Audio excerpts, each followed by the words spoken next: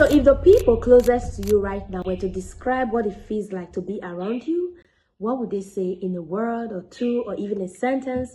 I'd like you to go ahead and write that in the comment section. Tell me, describe yourself. Yes, self-awareness is a beautiful thing, and that's what we're going to be discussing in this video. Hello friends, if today is the first time stopping by my channel, welcome on board.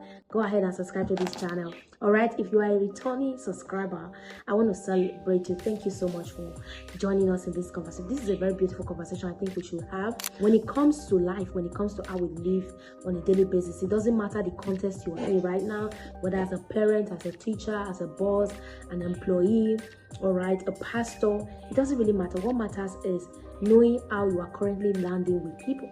That's very important because we don't go there all the time. We just get to tell ourselves, yes, I know me, I understand my values, I know my purpose. Yes, I know you know. And if you don't also know, you have a greater work to do, meaning that you're going to now be looking at yourself from two dimensions on a deeper level through this conversation. All right, so there are two parts to self-awareness. We have the internal self-awareness and the external self-awareness. You see, these two dimensions of you, they are not always automatic. They don't come off as automatic. You just wake up and then you're automated to know yourself internally and externally. It doesn't work that way. All right, I would always say that self-awareness is the beginning of wisdom.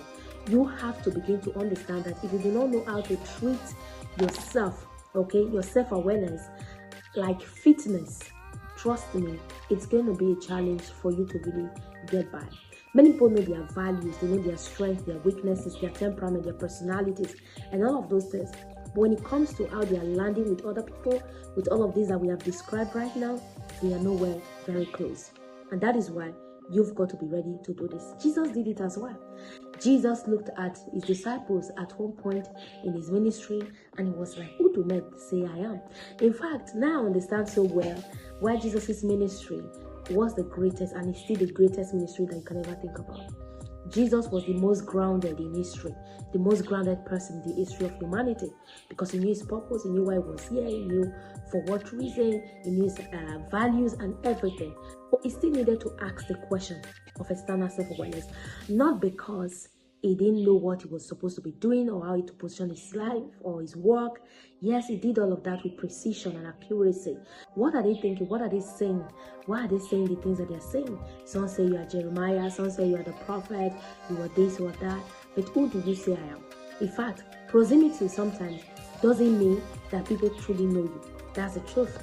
Someone can be very close to you, all right, but still do not know you on a deeper level. They can't still describe you in words. Okay, so if you look at your life right now, many a times we may be skeptical to even do that, but I need you to do this. And even if you want to do it, please do it with someone that's candid, maybe a mentor, a coach, or a peer, or someone that you really trust. Okay, it's important so you can get that honest feedback from them. So as we go on in this conversation, like I said before, that you should begin to treat your self-awareness like fitness. Yes, begin to treat it like fitness, just like an ongoing thing, something that you do on a daily basis, practical, intentional. Don't be vague about it, because at the end of the day, you may be thinking that you're speaking with so much honesty, whereas the next person is actually seeing it as an attack in their self-esteem against themselves and a whole lot. So with that being said, internal self-awareness, external self-awareness, you've got to be grounded from both ends. And once you're grounded, it becomes easier for you to check your attitude and how you show up on a deeper level. For example, if your self-awareness is very low, your attitude is going to go unchecked. But when your self-awareness goes up, trust me, you are going to become more of a positive person. Your presence in the place, your comportment, your status, how you show up in a nutshell is going to also shift.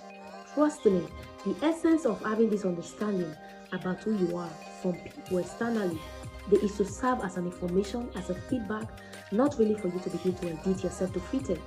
All right, and to also help you to begin to show up better with precision and accuracy, so that you can actually land well with people.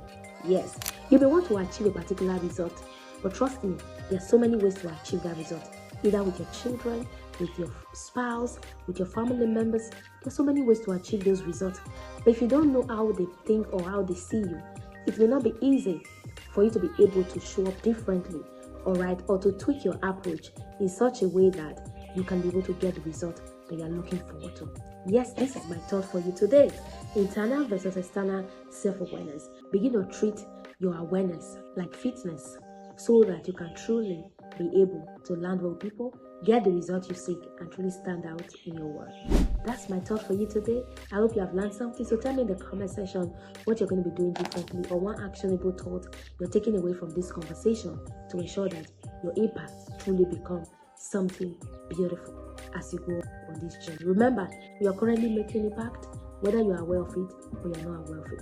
This conversation is to help you stay grounded so that you can become more intentional with how you show up. Have an amazing day. This is the voice of Faith Michael. I'll see you in my next video.